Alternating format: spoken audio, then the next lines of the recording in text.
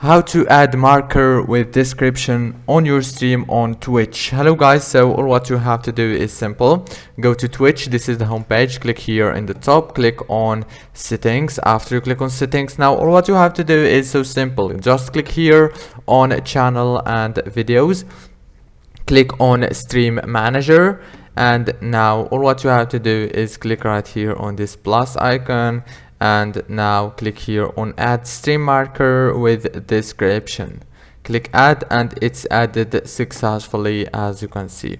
If this video was helpful, please don't forget to like and subscribe.